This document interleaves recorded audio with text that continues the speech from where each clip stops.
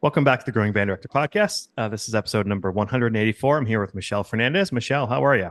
I'm great. Thanks. How are you? Fantastic. Fantastic. We are doing authentic Afro-Latin charts for your band and rehearsal tips for each one between grades 2 to 5. And the way we're, I think, scheduling to do this is we're going to be looking at a bunch of different Afro-Latin styles from Brazil, Cuba, and Dominican Republic, and talking about each one and showing examples of why they are what they are and how we should teach them. Am I on the right train here? Absolutely. Absolutely. We've had many composers on this podcast, including three that are exclusive composers to Excelcia Music: Laura Estes, Carol Britton Chambers, and Tyler R. Carey. Excelcia Music is now a proud sponsor of the Growing Band Director podcast. As a composer-led publisher, Excelcia Music publishes music that is for all levels for concert band, jazz ensemble, solo and ensemble, plus method books and resources. They're known for publishing inspiring, accessible music by composers who are sensitive to and passionate about the educational aspirations of your young musicians. Find your perfect back-to-school music at excelciamusic.com. That's EXCELCIA music.com. Beautiful. All right, so let's start with an overview. Okay. Well, first of all, I just want to make clear whenever I use the word authentic, what I mean is this. If a chart uses a culture's art form in its title or the stylistic marking, then it's kind of adopted the heritage that gave birth to it. So for me, if I claim the cultural style at the top of the page, whether it's stylistically or in the title, I try to make it a point to actually reflect the true patterns in accordance with the style that I claim it to be. Because we're educating kids and students as far as accuracy. Now, that's no critique at all about charts that mix styles. As a matter of fact, some of my favorite charts out there by other writers use hybrid forms.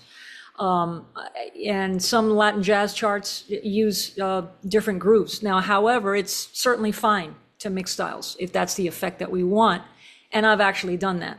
Okay. But in that case, at least for me, I try not to claim a specific genre at the top. I'll just give it a title. And like, for example, if it's got the word Mambo in it, then I try to make sure that it's actually a Mambo. So a student walks away and says, okay, this groove that I learned, that's a Mambo. Otherwise, I'll use some other title.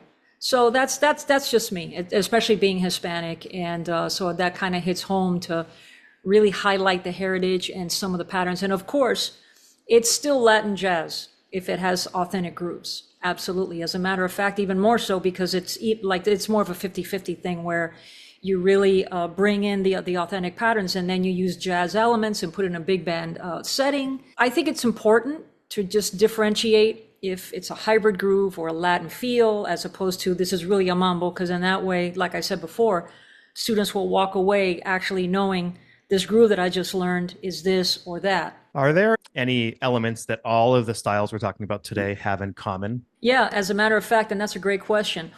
What all the styles have in common is that each one has a fundamental rhythmic pattern that actually identifies the genre and the style. The other thing that they have in common is that they each have a certain type of arranging technique.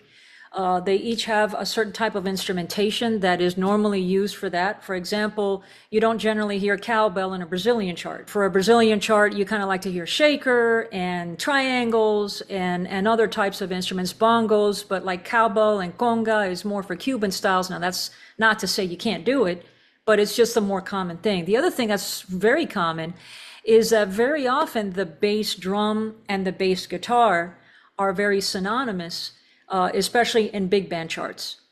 So it's important, for example, in a samba, if you've got this bass line, dun, dun, dun, dun, dun, the bass is also going dun, dun, dun, dun, dun, and you want to make sure to kind of lock those in. The other thing that's very common with all of these styles is that the best way, and not the best way, but one of the most efficient ways to really put this together when you're rehearsing it with your big band is to have a sectional with the rhythm section first and layer in the elements. You can try different combinations, but layering in the elements one at a time to put the jigsaw puzzle together will help to solidify the rhythm section so that then all the other rhythms that are written in the horns can kind of fall on that and lock in, because all Afro-Latin forms and Latin forms really are jigsaw puzzles of multiple rhythmic concepts that lock together. So what we're going to do is kind of look at each one of these different styles within each nationality and sort of do some examples on it and talk through it, and then do some listening as well. So the first the first style we're going to look at is the bossa. With bossa nova, now first of all, bossa kind of came from samba. So samba is a bit more rhythmic, and we'll talk about that one after this. And bossa basically kind of came about in the late 50s, early 60s, and really took the world by storm. And it kind of softens some of the rhythmic elements of samba. And it primarily, now whereas some of the Cuban forms use more arpeggiating with the piano, there's more block comping with the piano in keeping with the fundamental pattern. Okay, now just so you know, Brazilians don't like to use the word clave when it comes to their two-bar rhythmic pattern. Cuban, it uses the word claves. Now, bossa doesn't use that word. It's just it's their fundamental pattern. Yep. But for example, da, da, da, da, da, da, da. And what happens is, if you compare the bossa pattern to the Brazilian, to the son clave, yeah, okay, which is salsa. Basically, you've got son clave is in 3-2 or 2-3. It's a two-bar pattern. And Brazilian, the bossa nova, is extremely similar. The only difference is you take the second note of the two side and you delay it by half a beat. And all of a sudden, you've gone from Cuba to Brazil. Sponsorship for today's podcast is provided in part by Austin Custom Brass. Austin Custom Brass is the largest Adams brass dealer in the United States. Adams Brass makes some of the world's finest trumpets, flugelhorns, trombones, euphoniums, and tubas. Find out why some of the most renowned musicians in the world play Adams Brass, like many of the brass musicians from the Rotterdam Philharmonic Orchestra. Trent Austin, founder of Austin Custom Brass, is also an Adams artist.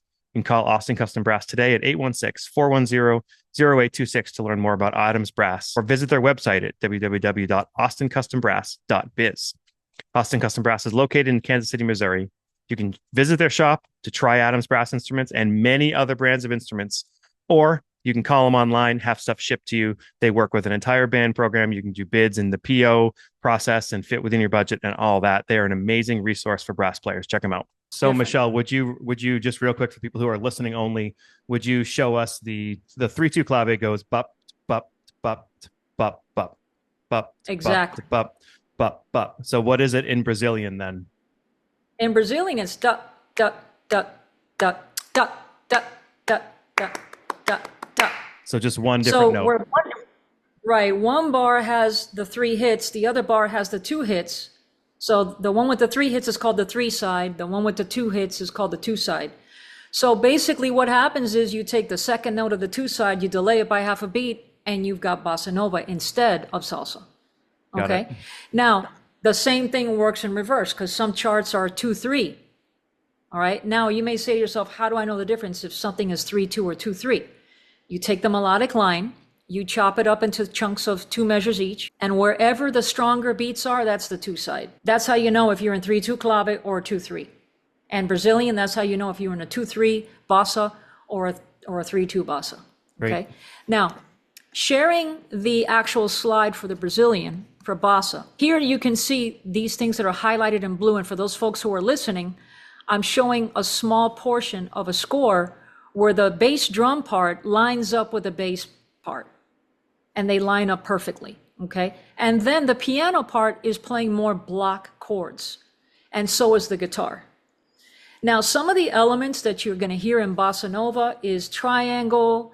A lot of times, if you hear shaker, you can hear bongos, and those rhythms also are in keeping with that fundamental pattern.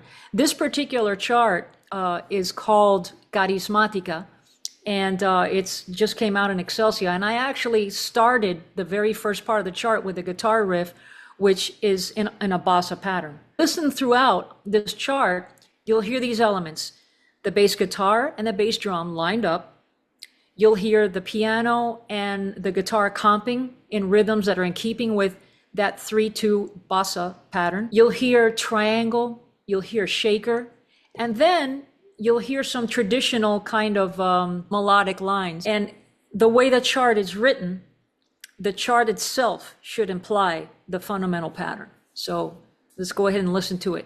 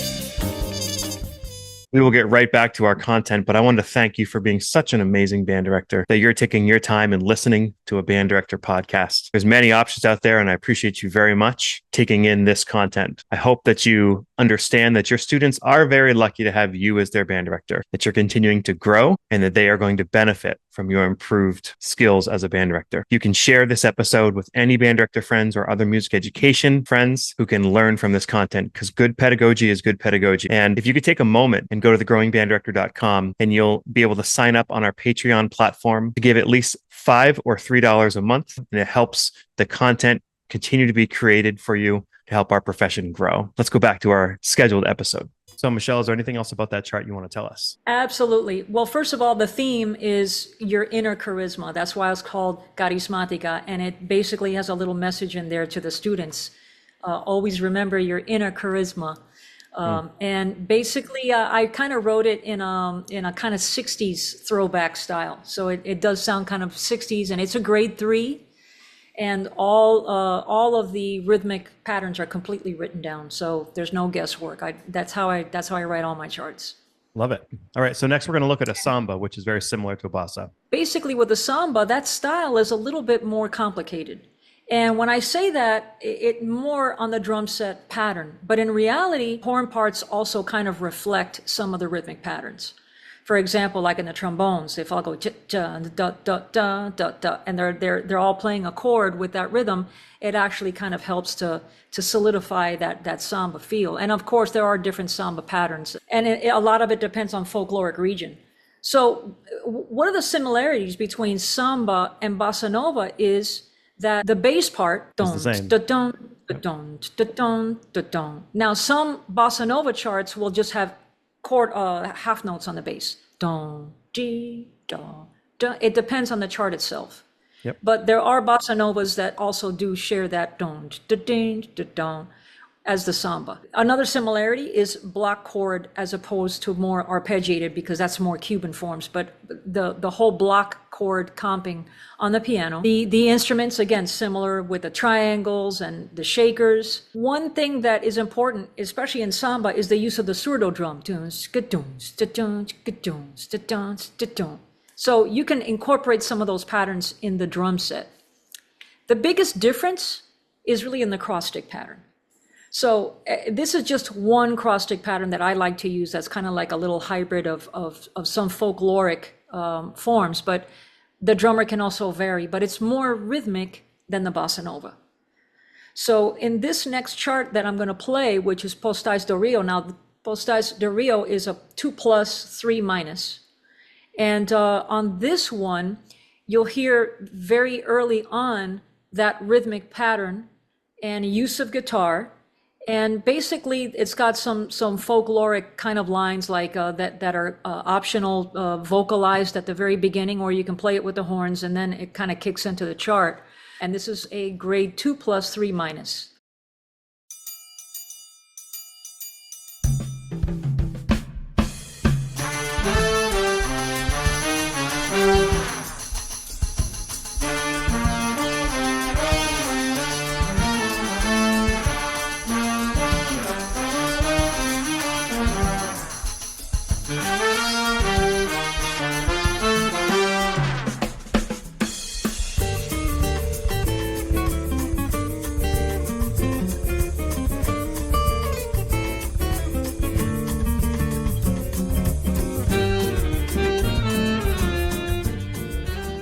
Okay, and we're going to listen to another samba as well, Samba Soul. Yeah, now this one, actually a very personal chart. This one's a grade 4. Actually wrote this as an anniversary gift for our 25th anniversary. I wrote it as a gift to my husband, Chad. And I based it off the changes to Here's That Rainy Day, which are absolutely gorgeous, iconic changes. But I took the melody and I gave it a very uplifting, inspirational kind of melody. It's very sweeping. Now, the rhythmic pattern that I used on this one, it consists of some upbeats. So the samba pattern, like I mentioned before, is a little busier than the bossa pattern. And on this one, you've got da da da da da da da da da da da da. And there are different variations that a drummer can play, like da da da da. It's basically lots of upbeats, okay? And that just gives it just kind of brings the whole chart to life. And again, as you listen to this one, you'll hear that the bass and the bass drum and the bass guitar are lined up. You'll hear the hi-hat playing straight eighth notes as if it were a shaker. You'll hear the piano comping block chords rather than arpeggiating. Again, the arpeggiation is mostly for Cuban forms. And the guitar also comping in block chord. This one, the musicians on this, I have to mention, are actually close friends and family. The flute player is actually our daughter. And one of the sax players, one of my students from my first year of teaching back in 1989. And the trumpet player is a good friend of mine who also does all of our mixing. So, kudos to all of the musicians here. The bass player is an ex-student of mine as well. So it's just nice to do some of these recording projects with close friends and family. But this is called Sal del Sol, and that means they are my son. And then in parentheses, it means green eyes, Olos Verdes. So that's the title of the tune. Okay, and here it is.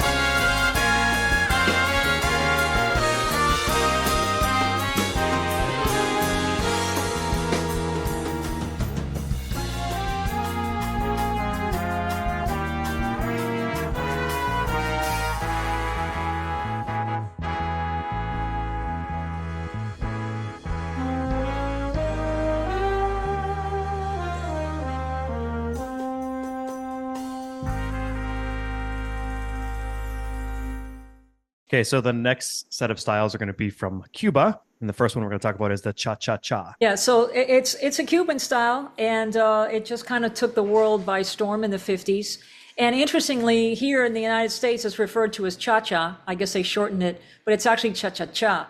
And it's literally named for the sound that the dancers' feet make on the dance floor. So it's cha-cha-chá, cha-cha-chá. So anyway, so yeah, there's it's a signature instrument really is that cowbell and the guido. So it's got a real drive to it. Cha, cha, cha.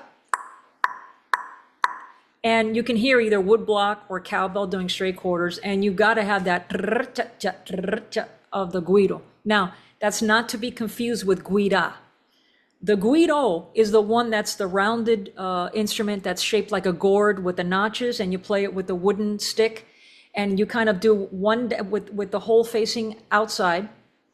Then you do downstroke away from you, and kind of flick your wrist up on the end of one. So, and the cha-cha are two short strokes coming up. The problem comes in when you got just a downstroke and it's kind of not meter, but if you go, it gets a real groove going, and the students love to play that, kind of flick your wrist up on the end of one. They can be either written in 2/4 or 4/4, okay? And it does share some similarities with the next style, which is son montuno or salsa. Cha-cha-chá does have some similarities. The bass line sometimes does sound like the salsa bass line. And sometimes the piano will do a combination of slight arpeggiations with block chords, okay? And basically, and the conga player will often share the same patterns as son montuno. However, even though they do share these elements, they still sound totally different. And it's more in that driving feel. Cha, cha, cha, cha, cha, cha, cha, cha, cha. When you hear that, you'll know it's cha-cha. So I've got an example, and here on the slide it says chévere, but that's a piece that actually it's a grade 3 cha-cha-chá that came out on Hal Leonard. But I have a grade 2 cha-cha-chá, which is called tu valor, which means your value in Spanish. And this came out in Hal Leonard this past winter. So it's a grade 2. And again, all the parts are completely written out. And anyway, here is tu valor. And as you listen to it, listen to that driving kind of feel that almost makes you want to step 1, 2, 1, 2.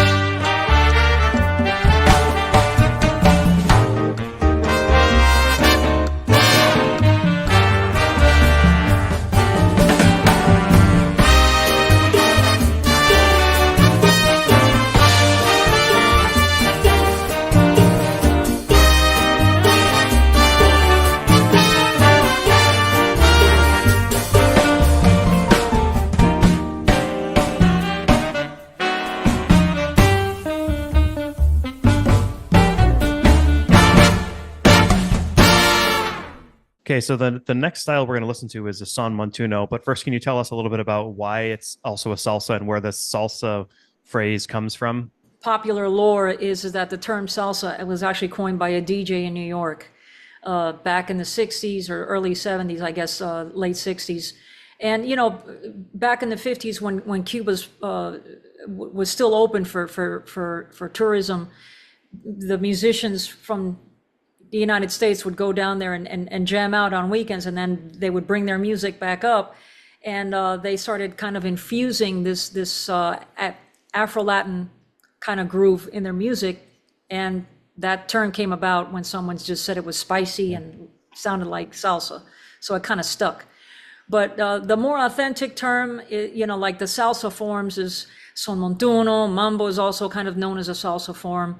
So basically there's a lot of correlation there in between those. But son montuno, mambo, also AKA salsa, is probably the more complex form because each one of the rhythmic patterns actually has its own name and they all have their function, almost like players on a baseball team, And now on this one, it's definitely based on the clave.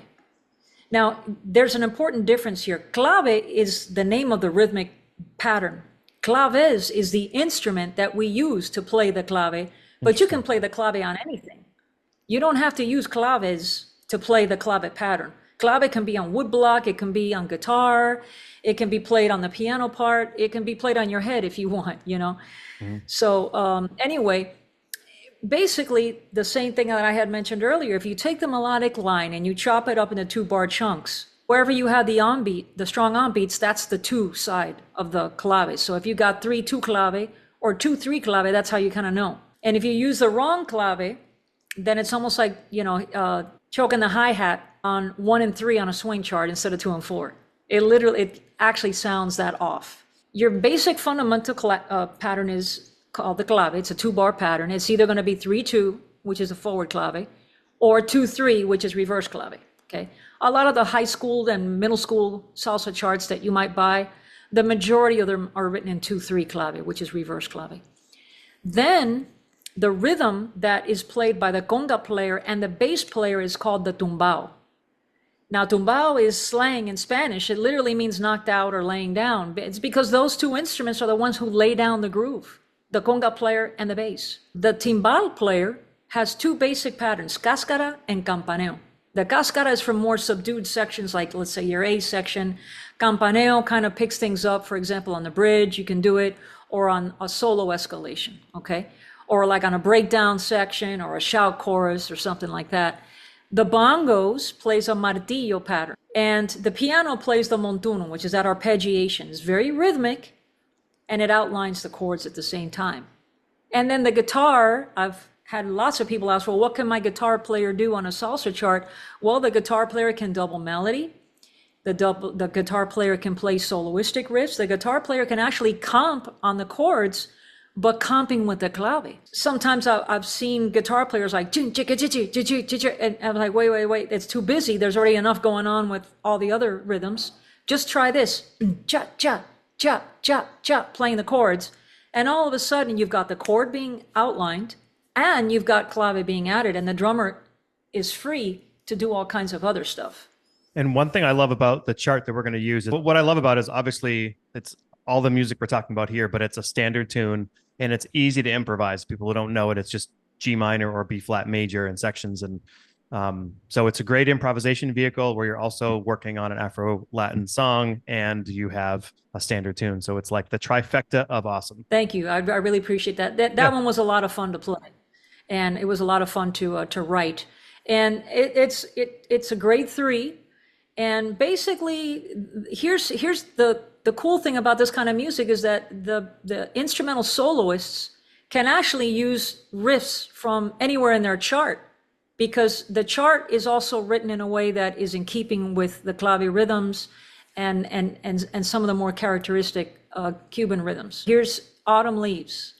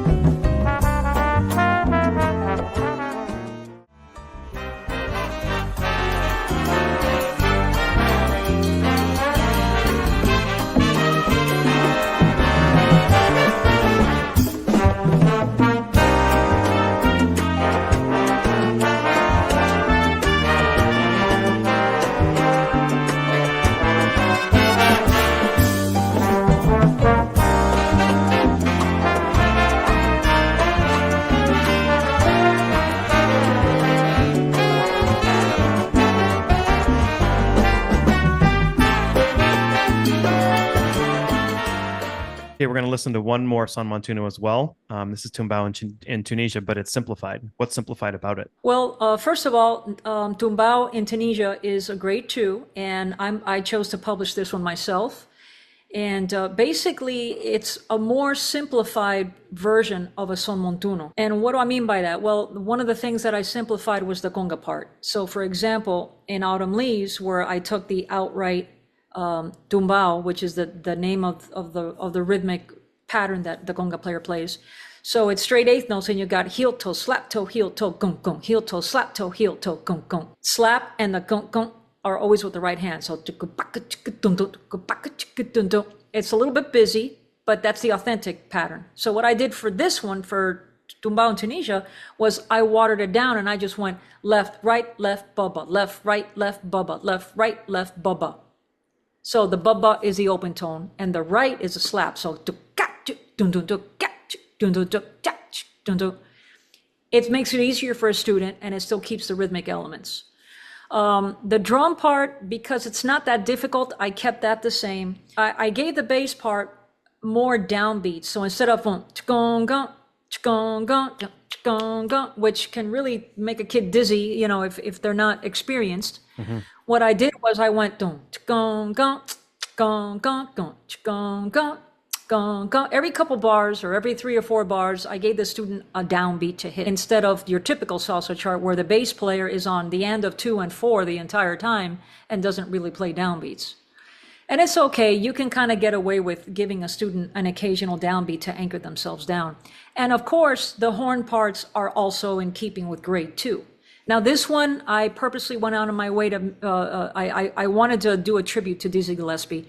So what I did was I took the form of Night in Tunisia and I made this sound like you can tell, like form-wise and what's happening element-wise is very reminiscent of Night in Tunisia, but the melody is totally different.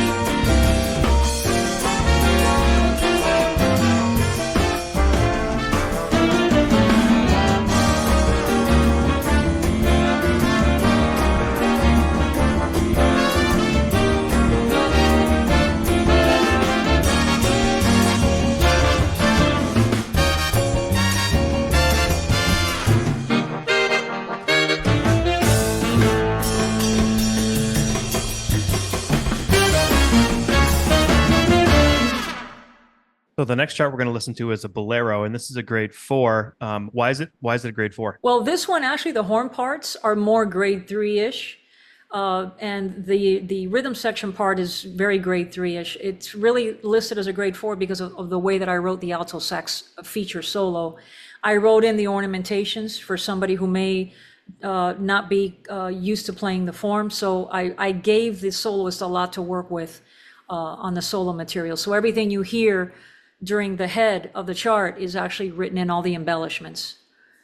So it's one of those that it's a 4 for the soloist, but it's a 3 for everybody else.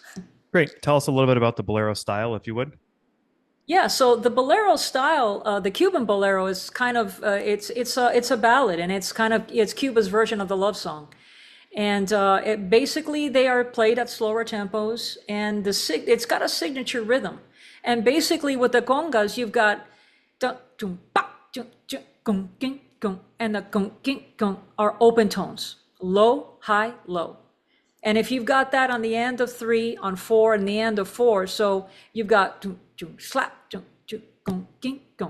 if you hear that, you know it's a bolero. That is its real characteristic pattern. And then using on the hi-hat on the drum set, if you don't have maracas,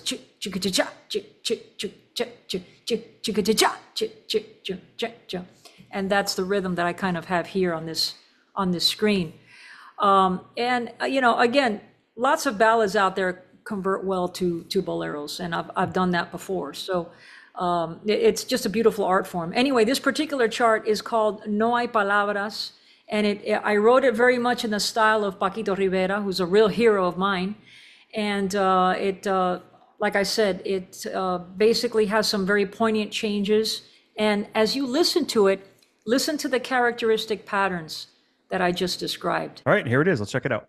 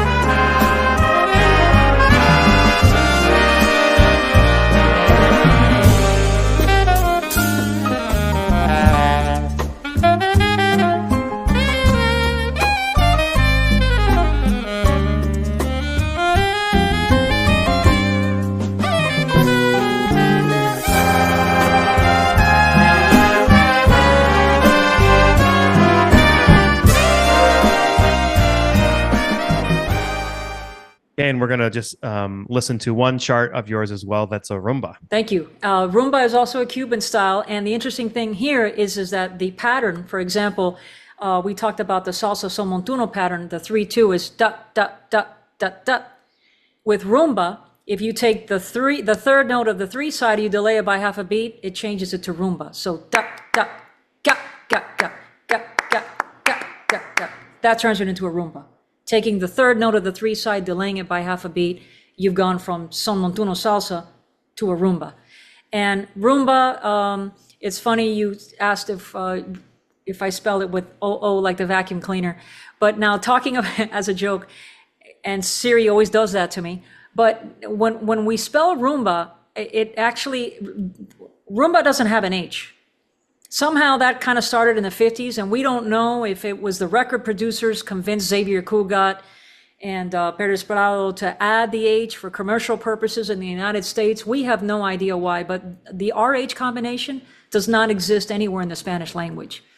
As a matter of fact, if you go to the official Spanish dictionary and you type in rumba with an H, it says, did you mean rumba without the H? But anyway, so rumba, the other characteristic pattern is the conga part. If you hear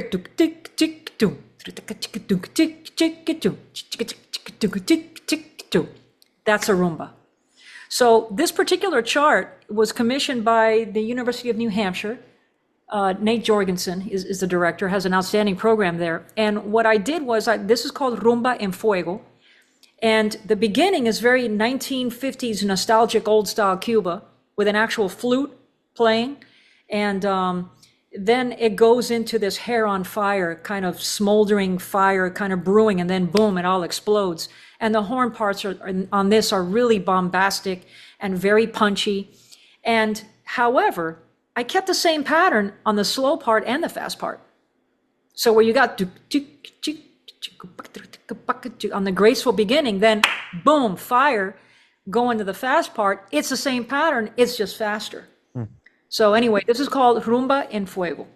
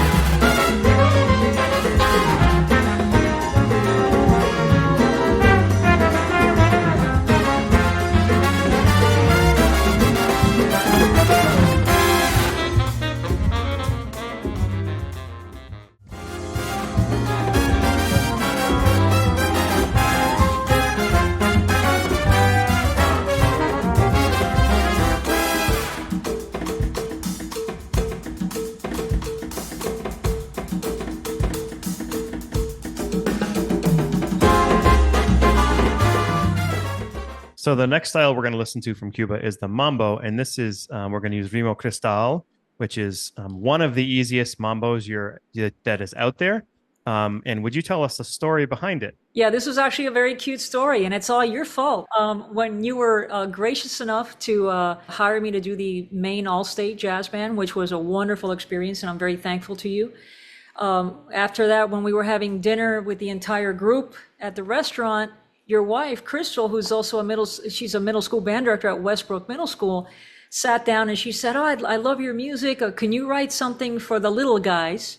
And I had thought about doing that, but I hadn't gotten around to it yet. I had never written anything that was easier than a grade 3. So she asked me for the favor of writing something for her students, and I actually got so fired up about it, I started working on it that same evening, and I knocked it out on the plane on my laptop on the ride home. And initially it was called Mi Main Mambo, and I actually gave away a few copies of it to some friends in Florida. And then Hal Leonard heard it and they asked me if they could publish it. So I was thrilled. So when I gave it to them, we decided to give it a little bit more of a general kind of name. And I decided to call it Ritmo Cristal because your wife's name is Crystal Smith. So Cristal and Crystal, but I spelled Cristal in Spanish in the title. And her name is spelled Krystle. So it's just a nice little play on words. And this is kind of a tribute to Pérez Prado. So there's some little hints of Mambo number 8 in there, just little hints of it. This is very easy. The rhythm parts are all written down and they are simplified in such a way that they're still very authentic. I took the authentic elements and left them in, but I wrote it in such a way that it makes it a lot easier for a young player to play. And the horn parts are very easy to this. The solo section is super easy. And I know our students loved it, and my wife is very thankful. So here's Ritmo Cristal.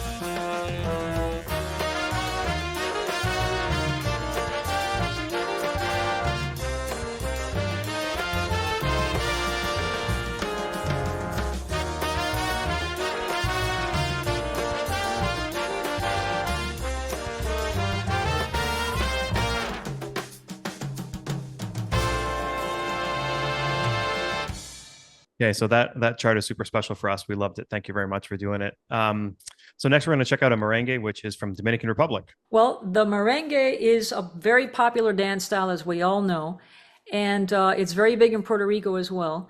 And basically, this one is very distinctive. It has a basic 1-bar pattern. So on the congas, if you hear tick tick boom tick tick boom tick tick boom tick tick boom tick tick boom tick tick boom, that's very characteristic.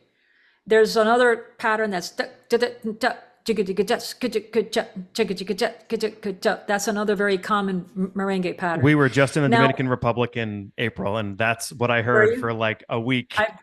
It got to a point where it was like, and I don't mean this, but like I was almost getting bothered. I'm like, can we hear something else? But what you just said is what I heard for a week. It was great. Well, I'll tell you what, playing piano in a merengue band is a blast because there's a lot of arpeggiating there. And in the 90s, when I played in a salsa band, we did a lot of merengue.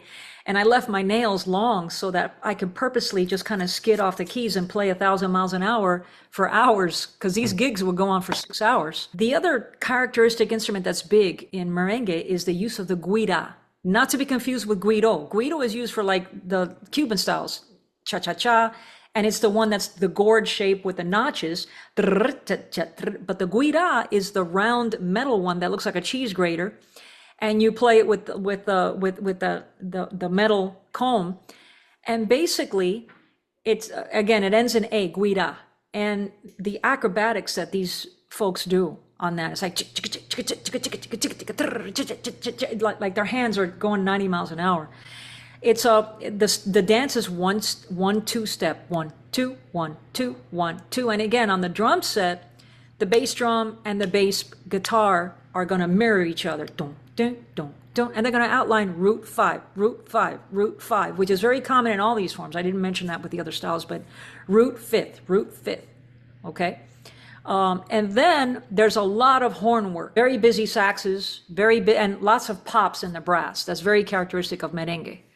So this next chart is called Furioso, and this one was a ton of fun to write. I actually wrote this on a plane ride back from another gig, and I write a lot of my charts on airplanes because I'm kind of trapped there and and buckled in, so my brain starts going, and then so this kind of fell out before I landed. This is a grade 5. I don't know that I would really consider all of it a grade 5, maybe little bits and parts of it, but a 4 band could definitely handle this chart for sure. And this is called, like I said, Furioso, and it's published by Hal Leonard, and it just came out a few months ago.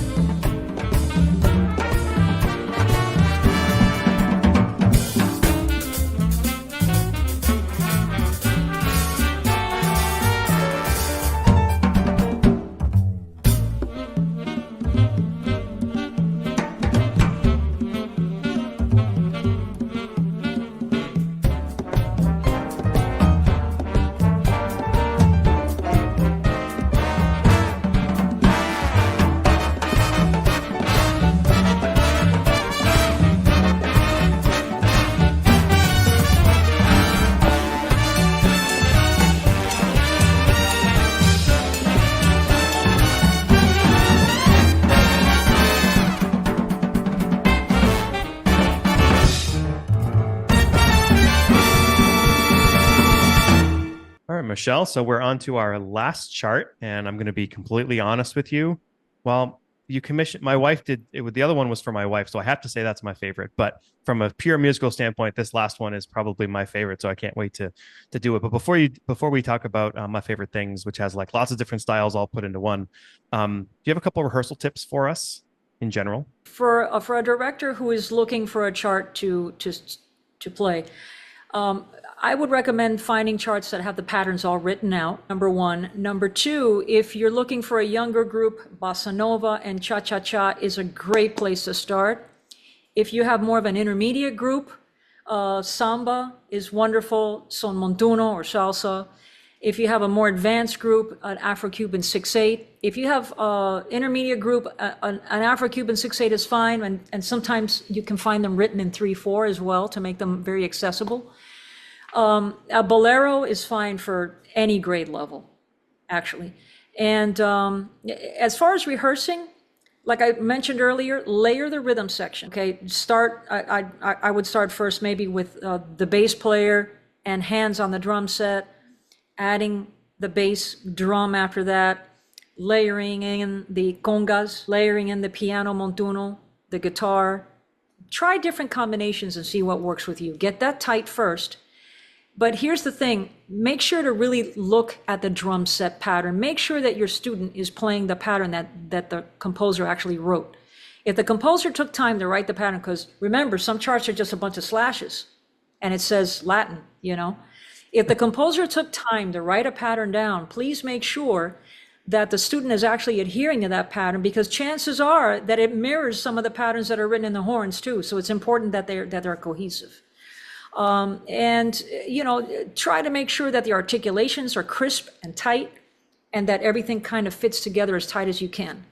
Take it at a slower tempo, maybe hook up a metronome to an amplifier, get them to play tight and to understand where the patterns fall, and then kind of take it from there. But it's not that daunting a task. Beautiful. Thank you. All right, let's check out My Favorite Things. Tell us a little bit about this one. A reason, again, so, like Autumn Leaves, the reason I love it, it is a simple tune to improvise on. It's a standard classic tune. And it just kills. So to me, it's like, again, the trifecta of great. Thank you. I really appreciate that. And that one came about actually because of a meme that I saw on my phone while I was pumping gas, and I held up my phone and I'm scrolling with my left hand while I'm pumping gas. And I saw this meme of a goose that was sheltering a little puppy that was cold. And that meme went viral. And I remember I felt like I was melting, you know, and I said, oh my gosh, that's one of my favorite things, to see animals of different species getting together and taking care of each other, protecting each other.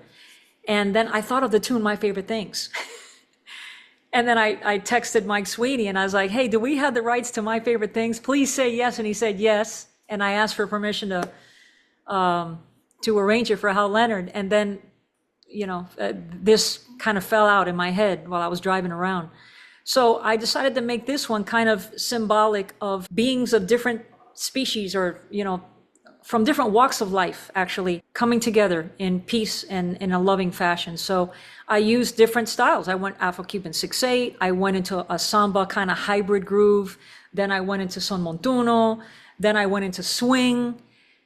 And somehow they are connected quite seamlessly. I went out of my way to make it as simplified as I possibly could. The chart actually sounds harder than it really is. We actually played this with Tennessee All-State and Iowa All-State last month. The kids only had a few hours to rehearse it, and they put it together so fast, it almost came out like almost studio demo quality. So like I said, it sounds much harder than it is. It is not that hard. It is truly a grade 4. All right, Michele, before we listen to it, how would you like people to reach out to you if they're looking to connect with you directly? Well, first of all, if anyone wants to connect, you're more than welcome to. If you have any questions about my charts, I'd be more than happy to answer them. And my email address is Michele with one L, then the initials FDZ, which is the abbreviation for Fernandez. So Michele FDZ Music at gmail.com. Or they can actually go to my website where I've got all my charts and my symphonic band pieces as well, which are also very culturally interesting, and that's www.michele-fernandez.com. And Michele is one L. Beautiful. And thank you so much for reaching out. All right, let's listen to My Favorite Things. Before we listen, I just wanted to say that I have a great deal of admiration for you personally. I've watched the Growing Band Director podcast for a while now, and just the way that I know it's helping people, the way that you're reaching out to others and really trying to touch on subjects that can help everybody have more confidence in the classroom. I think that's incredibly admirable. Still submitting so much time. So thank you for doing that for everybody. You're very welcome.